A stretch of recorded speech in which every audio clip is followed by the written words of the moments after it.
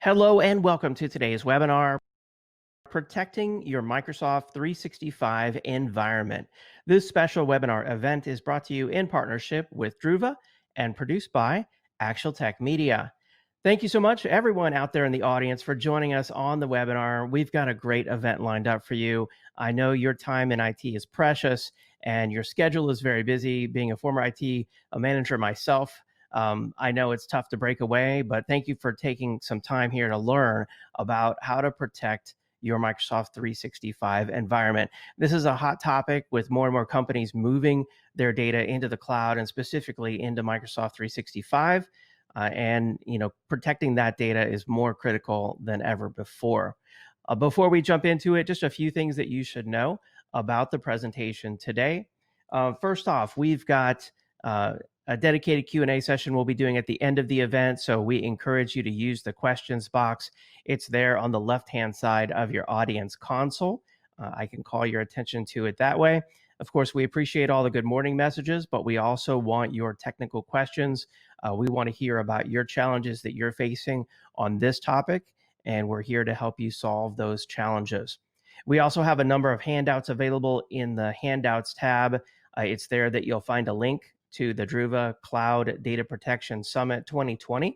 You want to make sure that you register for that event that's coming up. Sounds like a really cool opportunity for everyone out there to learn about better protecting your data in the cloud. There's also the Druva Top 5 Reasons for Office 365 Backup solution brief there.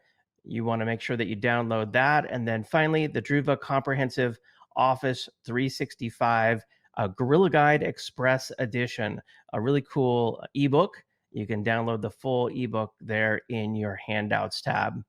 And then finally, we'll be announcing the winner of our Amazon $300 gift card prize on the live event. If you're watching this on demand, the drawing has already occurred. The prize terms can be found there in the Handouts tab as well. I should mention that my name is David Davis of Actual Tech Media, and I'll be serving as the moderator on the webinar today.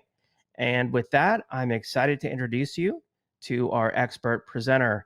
Excited to welcome Vanessa Tovis, Solutions Architect for Microsoft 365 at Druva. Vanessa, thanks for being on the event today. Hi, David. Thank you so very much for having me. It's great to have you. I'm excited to hear your presentation, how we can better protect Microsoft 365. Take it away. Absolutely. Thank you, guys, everyone. I appreciate your time. As David said, right, we're talking today about protecting your Microsoft 365 environment. My name is Vanessa Tovis, and I have been working with the Microsoft enterprise applications for many years. Many of those in the on-prem world, right, with SQL Server reporting services, and absolutely the very first version of SharePoint. So I've seen the journey that that SharePoint and a lot of the other Microsoft applications have gone on as they move towards the cloud. And with that, I've been able to work with companies of all sizes and across industry. So as Office 365 is concerned, one of the things I did note, or I did notice, was that as companies went to 365, there was less emphasis on backing up your environment. And that was really rarely the case for on-prem, right? Everyone backed up their Exchange server, everyone backed up their SharePoint farm or their SQL Server database. Right? But for some reason, right, this was absolutely the trend, and I'm not really sure if it's in the messaging from Microsoft or partners or anyone else, but I find it to be very interesting that this is still happening. I mean, using a messaging around using retention as a method of backup or relying on the 365 platform. I mean, today, there's no doubt that 365 is more reliable today than it was a year ago, than it was 5 years ago. So their investment in this platform and the purpose of their backups are really to protect their infrastructure. I don't believe that they back up the environment in the way that most companies perceive, right, to restore it for you. So it's with that messaging that we always come to this question of, what Why is it right? Why is it important to back up 365? So part of the answer will absolutely come from you, more so from you. And I look at a lot of the companies that I've worked with in the past on all the different types of implementations. And, if we look at the group of people, there's like 110, 120 different attendees today. Many of you are on different paths of information management.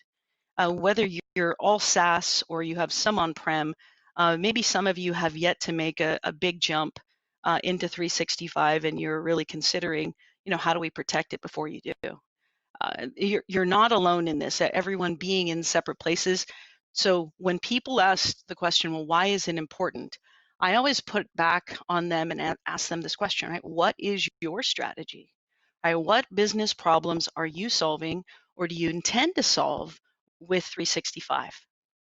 Now, if you are on-prem and you have, you still are in Exchange and you're going to be moving to Office 365, uh, I find that there's a small subset of applications that people jump into first. Exchange Online, OneDrive, or SharePoint. And that's typical for most organizations. But as time progresses, and as your business users, or the leaders in your organization are challenging you to solve more business problems, right? You've got the HR director or your marketing manager that is going to say, we need to create an intranet or a employee communications portal. So you're going to look into the 365 platform and find things like SharePoint to be able to do that. And every single one of those business problems, in addition to like migrating or changing from manual processes to process automation. And a process automation could be something as simple as, I want an approval process for all of our statements of work, right, or all of our contracts. And all of these business problems are the things that cause an organization to make that information investment over time. And it's that investment that that investment of both, right, as you solve these business problems and you adopt more and more applications and you add more and more content into your environment, more files into your OneDrive, more teams, right, a knowledge management portal. You've decided to replace Tableau with Power BI, which is a great idea, and that equates to more exposure, right? To more exposure, the more you have, the more exposure you have. And then, of course, the risks that come with that much information in the cloud. So when we talk about the vulnerabilities that you're facing today, of course, we're talking about things like ransomware, like the big overarching things that don't just affect 365, but because 365 is in the cloud, they are prone to many of these, right? These ransomware attacks, just general data loss, and if you are under some regulatory right, you have to comply with GDPR or CCPA, right? These are the things that cause you to hold this information, and then, of course, as where compliance is concerned, it's getting out of compliance, right? What happens when you are out of compliance with this? But when we talk really more specifically with 365, and we talk about the risks and the vulnerabilities, we have to think about what's in there. When I read this statistic, or this number, 17.4% of data stored in OneDrive and SharePoint includes sensitive information. And I really thought back to the many implementations that I've done with SharePoint or 365, even back to the on-prem versions of SharePoint. And I think that number is pretty spot on. I mean, probably like 10 to 20%. And it's not as if we want to protect the just sensitive information, but it's the sensitive information and the breaches that you have with that are going to cause you to be out of compliance and then potentially have some cost, right? You have to pay a fine because you've lost, credit card numbers, or you had credit card numbers exposed. But within 365, the number one threat we have is our compromised credentials. So we're going to talk both kind of like scenarios of end user, but also administrative, right? The whether you're a company that is using Okta, or maybe you're not quite there yet and you're not using a tool like Okta, and you haven't even implemented 365's multi-factor authentication, right? Maybe you don't have a strong password policy. So the literally from an infrastructure perspective, the number one thing that causes issues is compromised credentials. And unmonitored or admin accounts.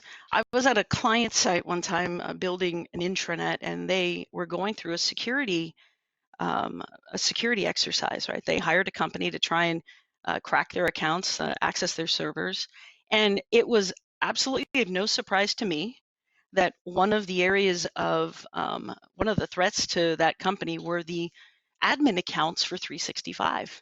These were the .on Microsoft accounts. So in a lot of cases, companies like to use these admin account, like to create these on Microsoft accounts for their admins, because they don't want to have a license for that, or the IT or the help desk manager doesn't want to have, doesn't want to use their personal account, right? Their company account for it. And there's nothing wrong with that, with the exception of those accounts generally aren't put into any kind of policy for resetting their password, right? So it was when this company failed that aspect of it, it was absolutely no surprise. There's no password monitoring. There was no right password, or challenge questions for that. Compromised endpoints, cyber attacks that we were experiencing with 365, and I think even more industry. Our ransomware is up. I think it's up like 20%, and our malware has gone down a little. Right, but companies are putting in these systems and solutions to try and be proactive with this. In addition to all the other things we just talked about, the concept of a global admin versus role administration in 365, I've found so many companies have too many admins, right? There's too many people that actually have access to platforms across, like the entire platform of 365, the entire tenant, whereas they're not saying this is our Exchange admin, and he's only going to have access to Exchange and groups. And those things pose a threat primarily because of what happens as a result of that, right? Too much access, no processes for resetting, right? For resetting passwords. So as we head into that, right, we're talking about where we are most vulnerable. Sorry, let me select my next one. The next thing that we're focusing on too is the administration of 365. So we are talking about the back end, the parts that no one else sees. And most companies that I've worked with, they were anywhere from like 45 to 70 to 1 ratio of help desk to employees. And right, with that ratio where you have so many people that one help desk person has to support, it's hard for anyone to become a specialist in 365. And even for me, when I, for the last company that I worked at, I was focused on architecture. I did we also did and spent a lot of time on the back end, but you can't be everywhere at once, right? Depending on your license in 365, you literally have anywhere from 12 to 17 admin centers. That's places where you have settings, properties, policies left and right. Policies like this poor guy from KPMG. When I read this story about the issue with KPMG, I absolutely can understand it happening, because there's so many things that this person probably had a help desk ticket, and it was, hey, can you please go clear out the chat for this one individual? So they went in to a place that they don't go into often, potentially, and they created a policy and they applied it at the wrong level without understanding the implications. Right? So the sheer number of policies from Teams, the Teams messaging policy, Exchange policies, and that's not even the policies that you will create or have created in your on-prem that you're bringing over. Right? There is, of course, and I mentioned this before, right, the whole concept of too many admins and the mentality of we can do it ourselves. You can. A lot of companies are very capable. They have very, very smart people that work in their technology. But at the same time, when you have one person that has to manage Salesforce, and they also have to admin Jira, and they also have to add users for 365, and they have to keep the lights on the servers because we're in a hybrid mode. The administration of 365 becomes a risk, right? It is a place where you can experience a lot of issues. So beyond the admin, getting into where the people that have access to your information, these are the ones that truly have access. Their actions, whether intentional or unintentional, those are the ones where, even though we talk about being proactive with having a backup and restore solution, the reality is that our end users are the ones that really cause that. You have to be able to react to the things that they do. You have this reactive recovery strategy. And in this world, and I'm sure in many others, I've seen it so many times, it's because they can, they do, right? Or they will. Because they can do something and they can see something, they see a button, they explore. You have users that are probably using applications that you never intended of even using, but you didn't shut off. So the users are absolutely out there doing things that you didn't intend, right? They didn't intend to do. The real world cases that we're going to talk about, right? These are things that I've seen out in the, out in, with different customers, with our customers, with, my clients, the companies I've worked for. The first one we can talk about is cost carryover. So when we're trying to, we have an existing employee, and that employee has an E3 license, and maybe you're paying the street price of $20 a user a month, and you get a request to hold that employee's information, right? We want to hold everything that they have. They leave, and then you have to make a decision as a IT group to say, do we maintain the E3 license, or do we, right? We're really managing our licenses very tight. And so you might have to release that license, but in order for you to use any of the eDiscovery, you have to have a corresponding license, right? At least an E2. But that doesn't account for the individual's OneDrive. So then at that point, when we're talking about protecting this environment, you have to then have some other processes of where am I going to put their, the OneDrive information.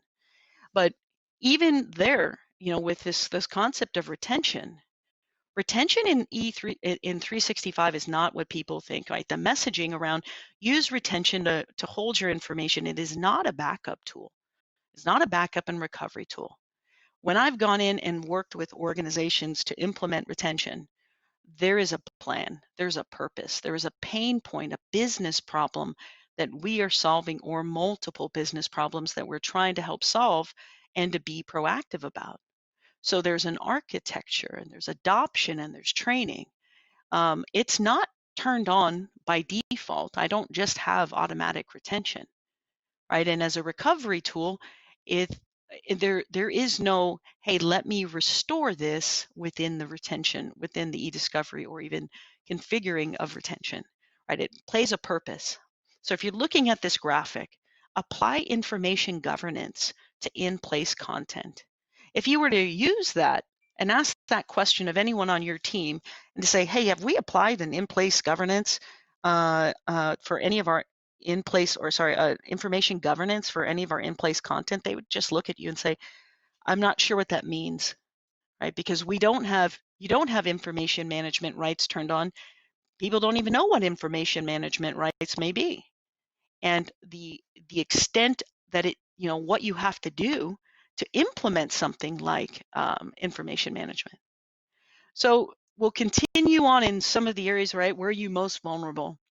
Now, I'll do my best to not sound preachy here on this one, but I've seen this in the topic that we're going to talk about in literally every single tenant I have had access to, I've worked on. So usually when organizations start their 365, right, they might turn on the audit log on the back end. And that's a very powerful tool, absolutely, to be able to view all of these details that are happening. And when you turn on the audit log, you also have some alert policies that are there automatically and that you can create. So as a good example is when I would go and interact with a company and I would say, all right, you know what, I'm going to, the first thing I'm going to do is I'm going to do an audit. Right? I may have been called in to do an intranet, but I'm purposely go in and perform an audit across the back end of 365 to look for things like this, that you have policies firing off alerts and no one is acting upon them. I mean, hundreds of alerts and very informative alerts.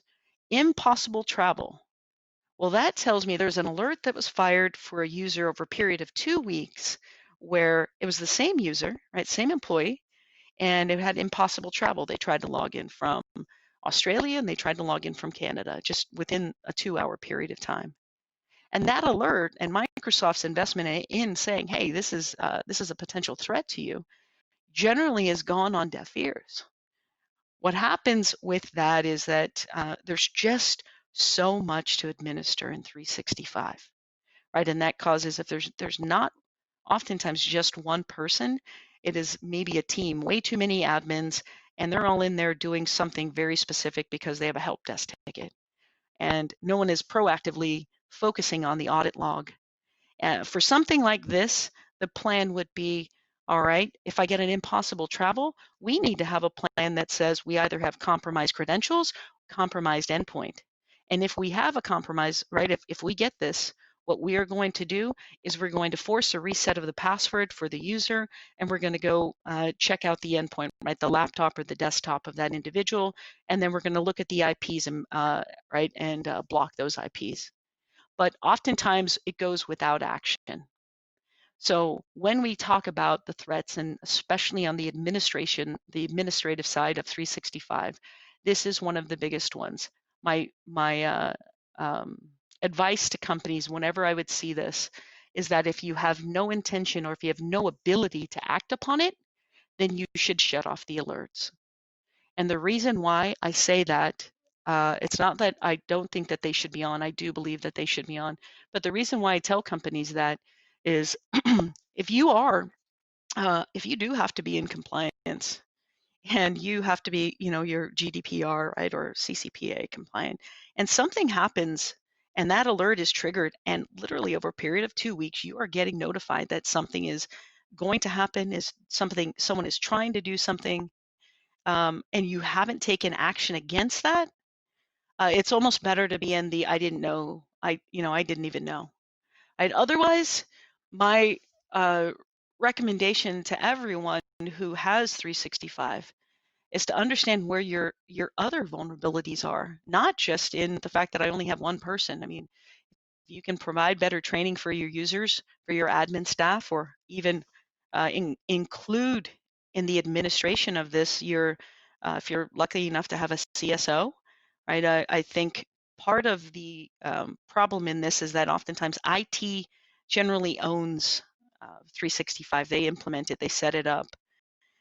But the business drivers of how it's used and even the investment that the organization can make back into it would come from departments like or groups that have your CSO and the investment in maybe additional FTEs from legal to help build out your eDiscovery if that's the direction you so choose.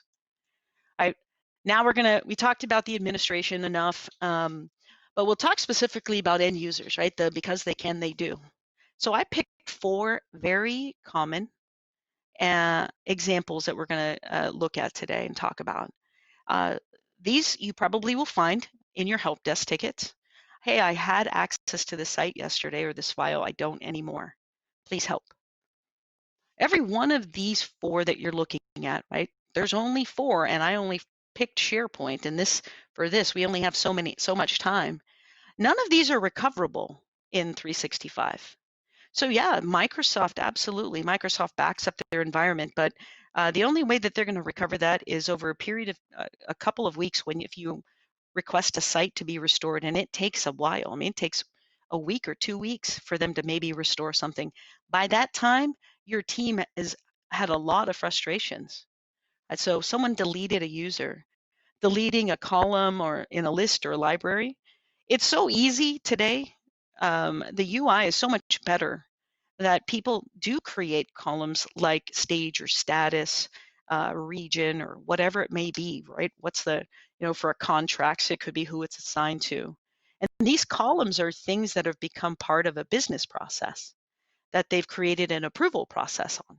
You may not realize what is happening, what people are doing in your environment, and that someone has turned on content approval in the library and has created this column. But you cannot rely on retention to recover that column, right? It's gone. There's no recycle bin for it.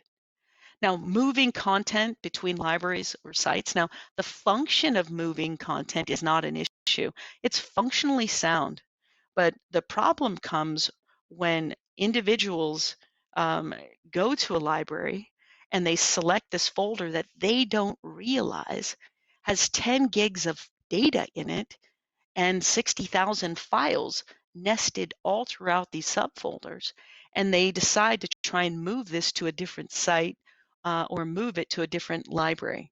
And that happens absolutely because your excuse me, companies are migrating, whether they're migrating from on-prem or they're migrating from Google, and those repositories have been there for years and building. So you could have content from 2013, 2015 in your Google or your Ignite or wherever it is, and you migrate it into 365, and now you have a library that's 130,000 files and 24 gig. So this user's trying to do something better for himself or his department or his team, and he decides to move it. So it's in the volume of that move that causes issues, right? 10 gigs. So because it's not a migration tool, it's not there to be able to process such large volumes. So what happens in that scenario? They might get an error. And that help desk ticket's going to sound something like this. Hey, I went to go move a folder and I don't know what happened, but half of it is in the original library and the other half of it is in the new library. Please help. Right? That now at some point in time, we either have to recover that original library. Well, when you're looking at the audit logs and someone actually performs a move, the action that is logged is actually a delete. So if there is an issue in that transmission, we're not talking copy, right? Copy is leave this in place, copy to a new one. There is move, right? And that's easy enough. It's a button right next to copy. Impacting, right? So, ultimately, right, we're talking about moving content and using the move function. Things like this happen all the time.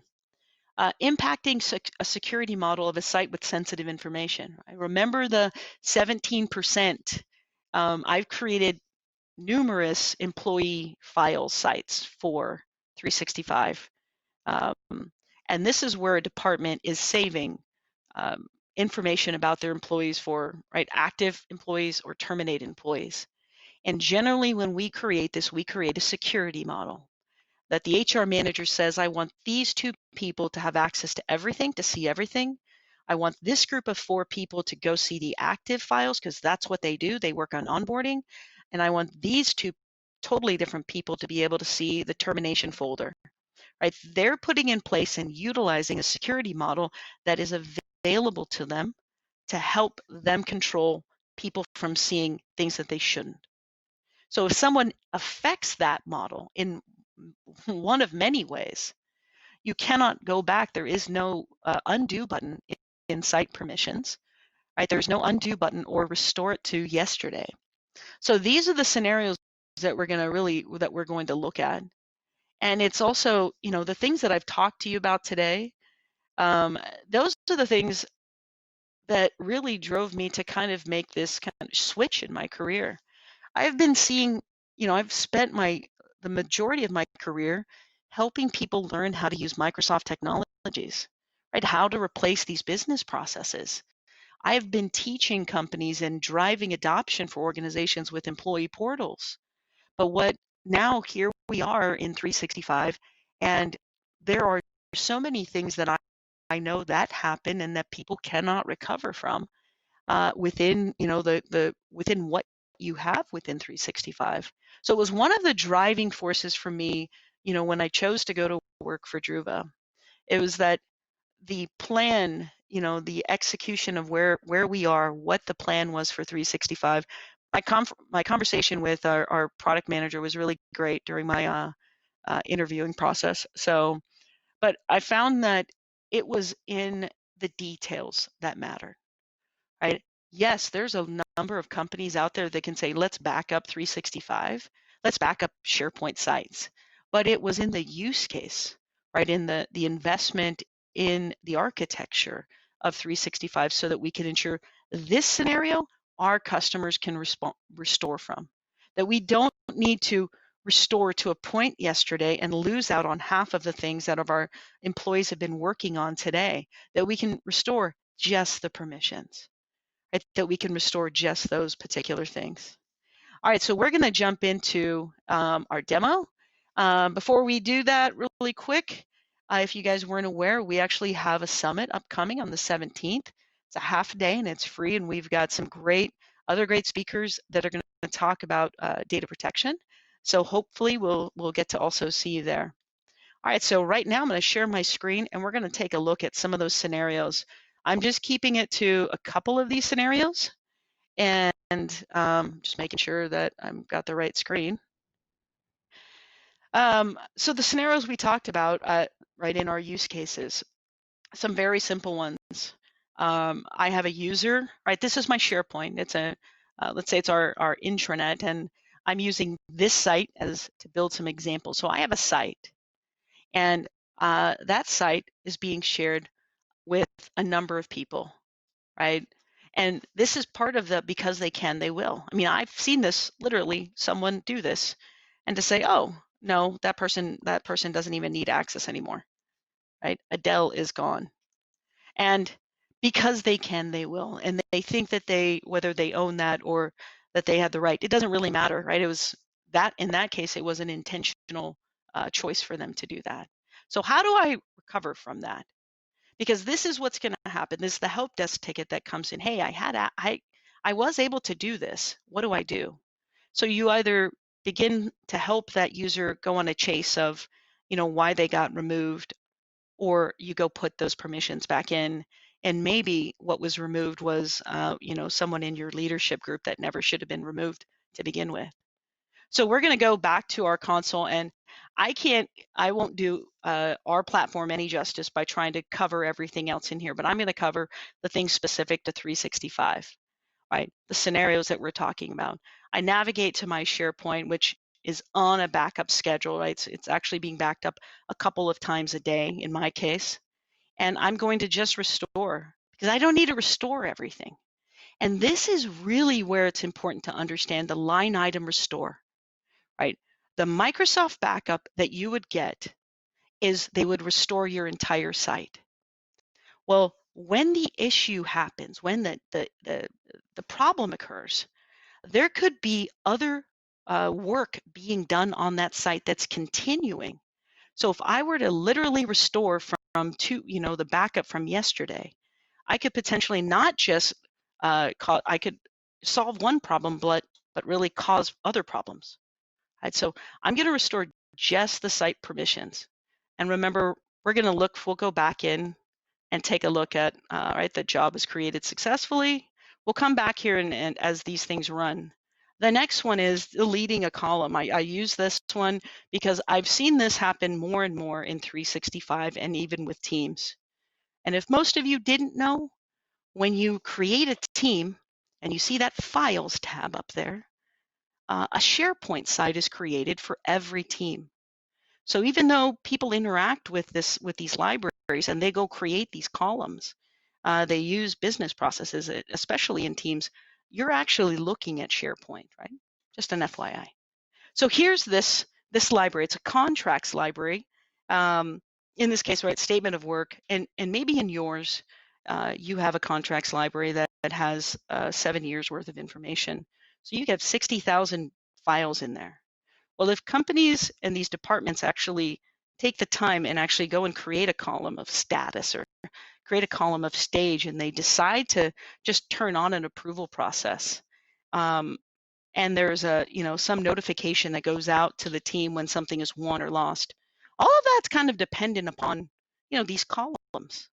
They've created a dashboard on their homepage, and this is really basic, but right, this is an Excel file that's hooked directly to this.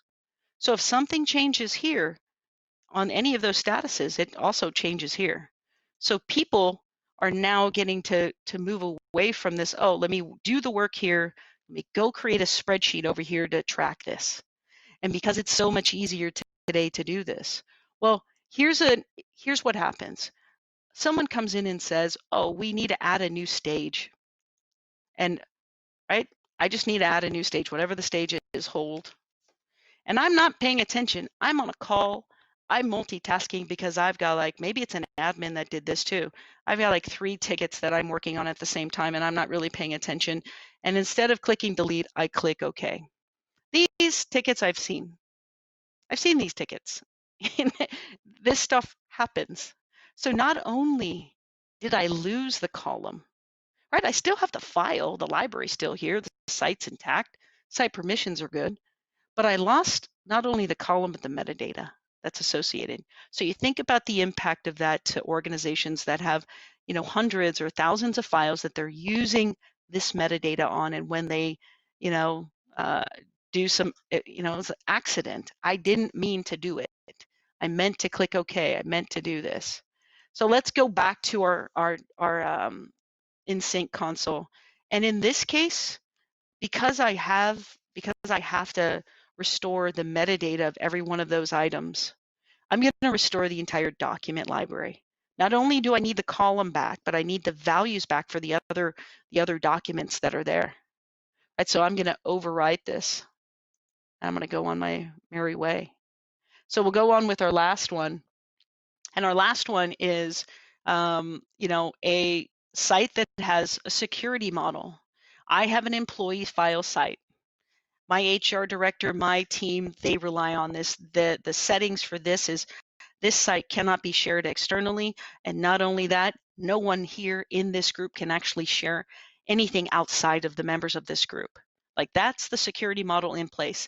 And when we're talking about sensitive information, right? Remember that 17% of sensitive information that if we lost, we would either pay out big money or have, whatever other issues, compliance issues. There's a model. 2 people can see everything. 4 people can see this. 2 different people can see this because, right, we're trying to control their access. And this is just one of the ways that I can affect permissions. So in this case, the permission is the owners, the members, and this specific person. I mean, I could delete someone here, or I could just remove the unique permissions. So not only have I changed the permissions, but I have now also then potentially exposed information to individuals that shouldn't see it. Right? This is going to be one of those things too in your help desk. Hey, I had access to that. Why isn't that there? And I look back on many of these sites that I've created around the employee files, and if I'm not there, or if someone else that doesn't have any idea about that, how are you going to put those permissions back? You may not have known who needed to be in there to begin with, right? There's a new HR director. They weren't part of that design of that site. So you have to be able to go back in and restore the permissions, not necessarily the content, right? Specifically in the terminated. We just need to restore those permissions. So if I restore that and I overwrite it, now let's go, right? Another job is created. Let's go back in and take a look at if all those simple line item restores, actually how that worked. So someone removed poor Adele. Great, the permissions of this site have been restored. There's been no data loss, no compromise of information. We were able to get them back up and running within literally no time at all. All right, the other line item issue that we're talking about is someone deleted a column of metadata in a contracts or your legal library. And there you go. Our stage not only is the column back, but the values are back. Right? All of the values are back for the thousands of files that you have protected at this point in time. Right? These are the end user unintentional acts of an end user.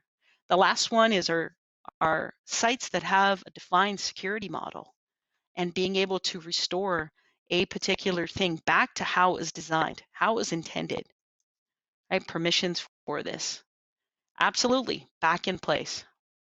The use cases that we talk about, that we focus on within Sync and for 365 are based upon what absolutely is happening and has happened for years, that companies need to protect primarily more for or more against what your users are doing.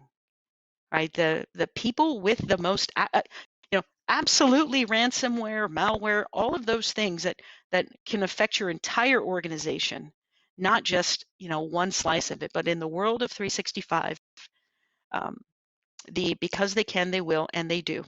Right? That's what happens. Okay, so we have. Let me stop sharing my screen. And I think we are back to our presentation here, and I think we can open it up for questions right now. Excellent. Yeah, really great presentation. A really cool live demo. Love to see that. Thank you for taking time to do that. We do have some questions for you from the audience.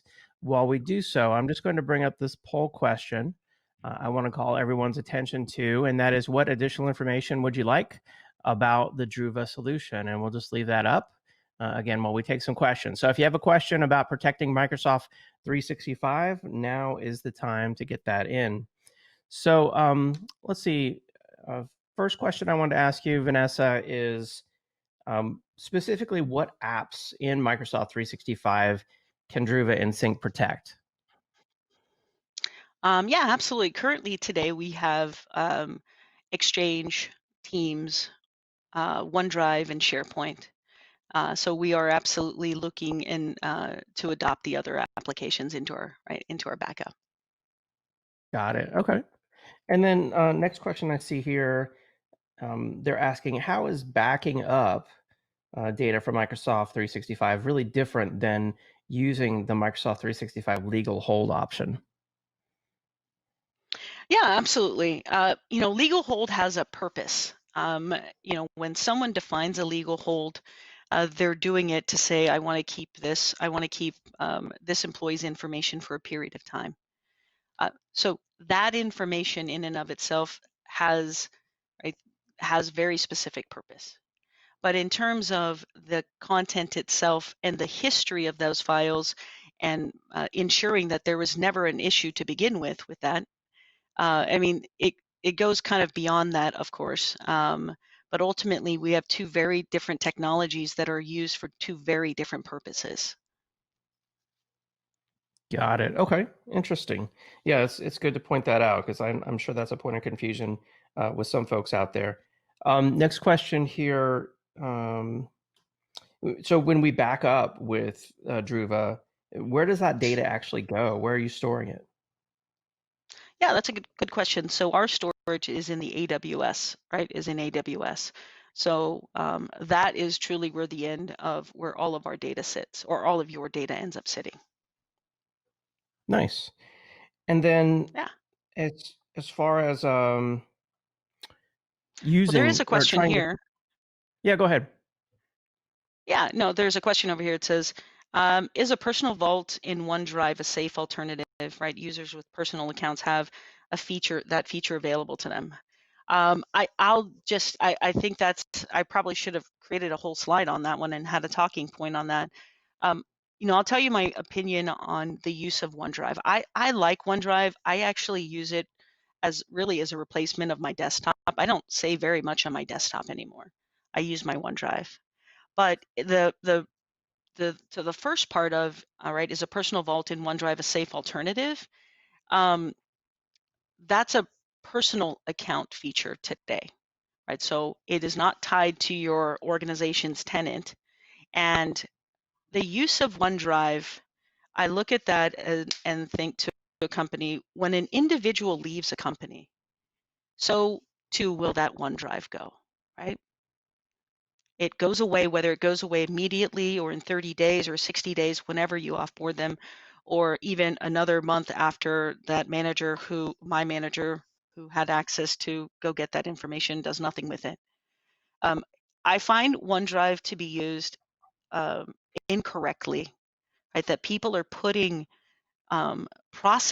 departmental processes in their OneDrive, right? They're creating things that are saved in their OneDrive and saving it out as if, that they are representing their department. But whereas instead of using OneDrive, I would say to people, have a better use of your teams and move this content that is in people's OneDrives over into the right team, the right project team, the right, departmental team, whatever it is, and get process files, things that are that companies use, departments use, out of people's OneDrive. Like I said, I use it to literally as a replacement. So when I'm creating this presentation, I might save it to here. I might save it to my OneDrive, but when I'm done, I actually put it into my team. Right, that was the final resting place. Right, that's where it needs to go. So I do have a lot to say about the use of OneDrive. I like OneDrive, but I think it's not being used correctly, and you have a high chance of risk of losing that information when someone leaves. David, do you want to? Should I just read these other questions in here? Right, that does the level of. Is that okay? Yeah, absolutely. Okay. The next question we have is, does the level of licenses for Microsoft 365 matter in terms of being backed up? The level of licenses, so we have generally we support like the E3, any of the exchange-based accounts, right, or licenses, E3, E5, if you're a government, if you're an organism, right? It's really more so what features are included in those licenses. So if you have a license that doesn't have SharePoint, then right, that doesn't necessarily apply to that particular license holder. Hopefully that answered the question. Is there a separate charge from Druva from AWS on top of the cost of Druva? Where pricing is concerned, I'm going to probably leave any of those questions. There's I think a checkbox in this poll that if you wanted to find out more details about pricing, that someone else that's more capable can answer those questions. All right, let's see if there's other, right, I just looked at some of these questions that are in here. Yeah, I do have a All question for you, right. and that is, Yeah, absolutely. what would a proof of concept or a trial look like with this? How easy would that be? Oh no, that's a great question. When we are doing a proof of concept with a customer, whether it's an existing customer and they want to consider using 365, a lot of that comes from what the organization is really trying to prove out.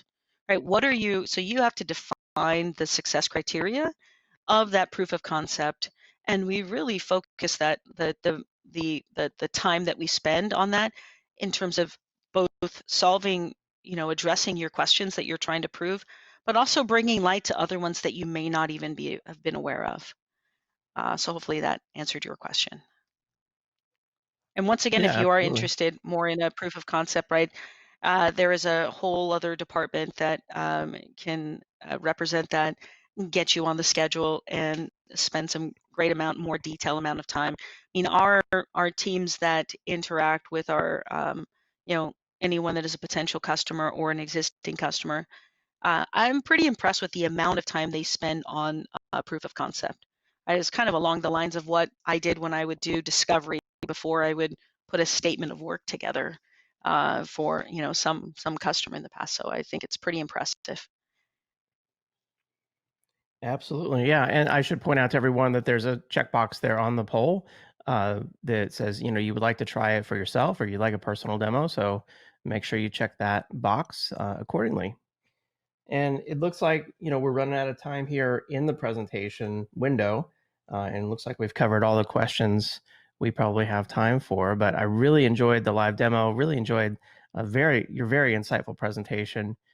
Before we go, I want to announce the winner of our Amazon $300 gift card. That's going to Henry Avid Avachuco from Arizona. Congratulations, Henry Avachuco from Arizona. We'll reach out to you to deliver that prize.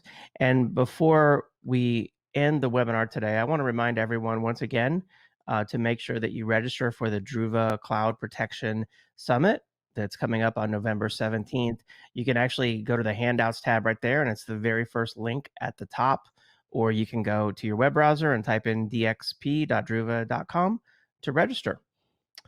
And with that, I think it's time to wrap up the event. Vanessa, it's been great having you on. Thank you so much. Oh, you're welcome. I really appreciate the time. And thank you, everyone, for taking the time out of your schedules today. Have a great day. Thanks, everyone. Hope you learned a lot and have a great day. We'll see you next time. Bye-bye.